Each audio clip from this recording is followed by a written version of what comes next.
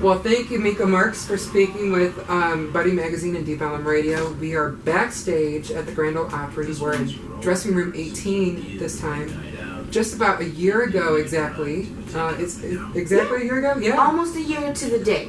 Wow. Yeah. That you made your long-awaited and marvelous Grand Ole Opry debut, which came out the same day as your new album, Feel Like Coming Home. And today, for your return to the Opry, you have a new single out, Jubilee, with a big old choir. Yes. And a choir is going to be joining you Yes. on stage at the Opry. We're not going live, so it's not a spoiler. But what an extraordinary year you've had. And what brings us together is that you're rounding out this year in Texas. You'll be performing at the Paramount Theater in Austin on December 30th.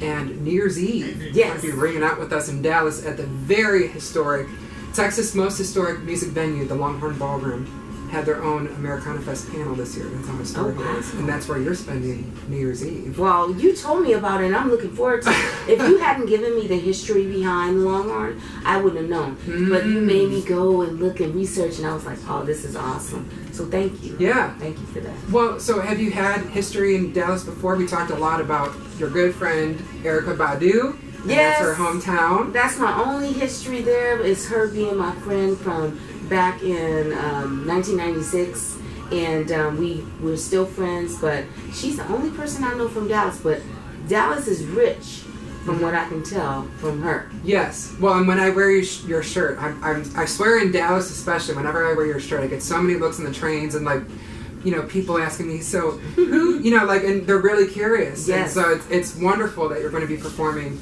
at the Longhorn for your long-awaited Dallas debut and for ringing in a new year, no less. Yes.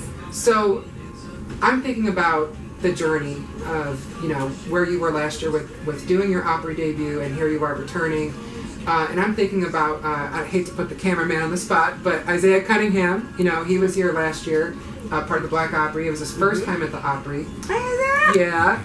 He was the age you were when you put out your first album, and your debut, you know, was his first experience. And, you know, I was thinking about how, you know, when you were here to see Charlie Pride and everything, like, and this was a full house when you had your debut. Yeah. We were there for the 2 standing ovations.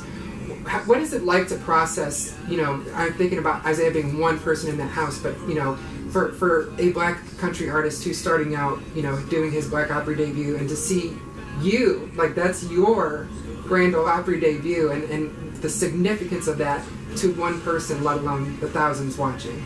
Well, for me, it's really come full circle, because when I got in that circle, I realized I was just not me anymore.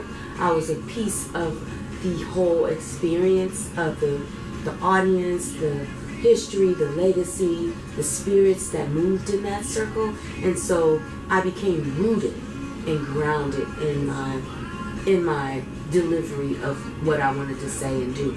And so for Isaiah or anybody else, I would tell them to just like envelop everything around you, like get out of self for a second and really bring in the spirit and the movement and what the sincerity of the people who come here, because they come here for a reason, because of his legacy, his history, and for all the people that have gone on and left their mark in this space. And so I became kind of not me.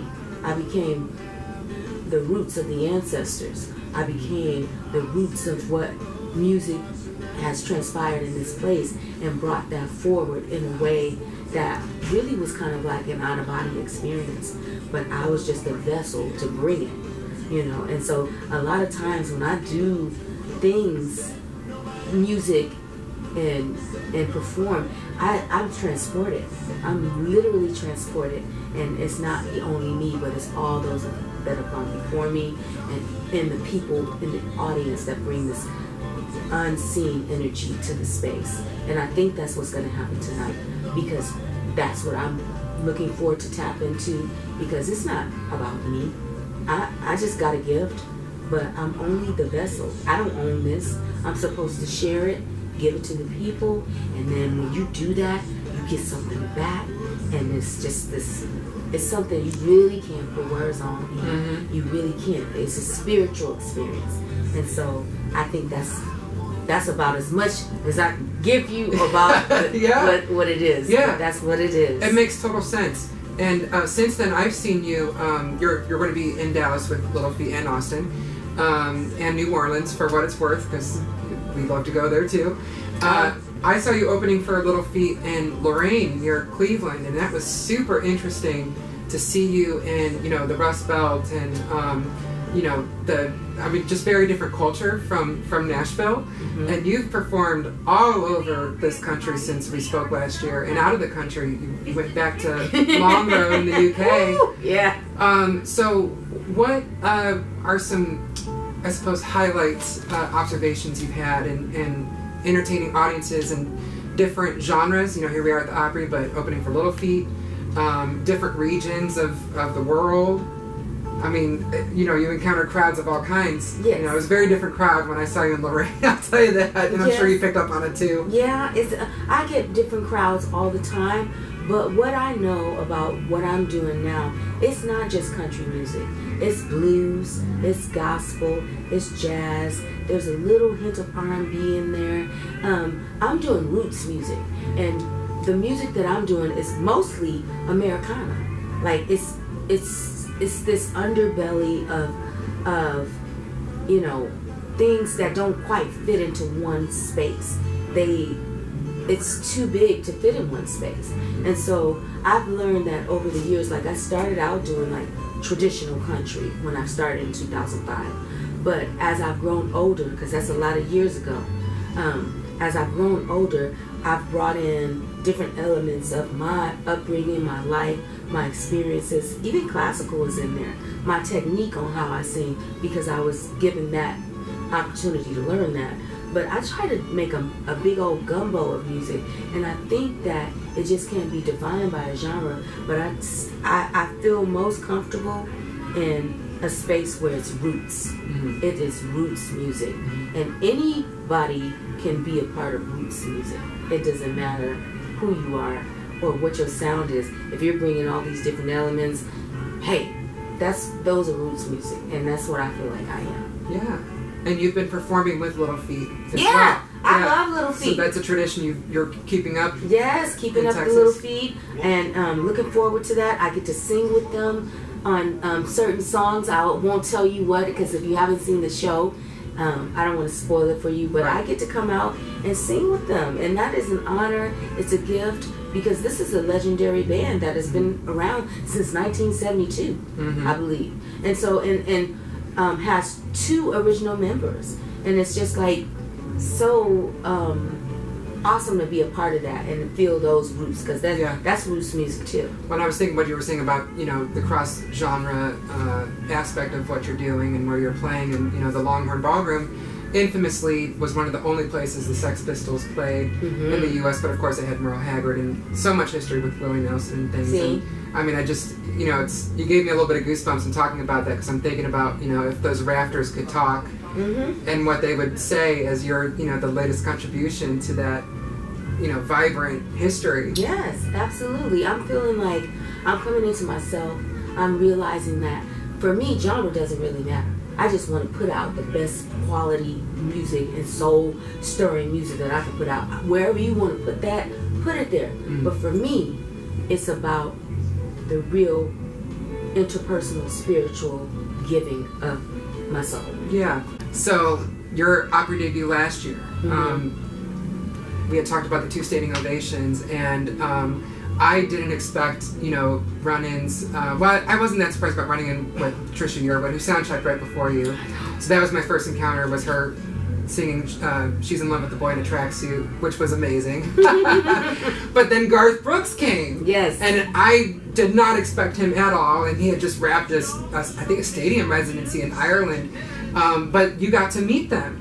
And not only that, but Trisha took to Twitter and raved about your standing ovations and shared your new album. Yes. So can you talk about meeting Trisha and Garth? Well, I can talk about, I wanted to meet Trisha so bad, And then I didn't know if it was going to happen or not.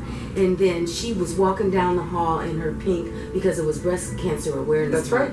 And she was walking down to me, and she came up and she said, "Girl, if you couldn't sing, I wouldn't be over here right now. But I had to come see who you were." And then she just gave me a huge hug and embraced me for a long time. Like, she was like, "You were awesome." And then Garth, he asked me, how was my debut? And then I said, "Oh, Garth, I cried like a baby." He was like, "Me too."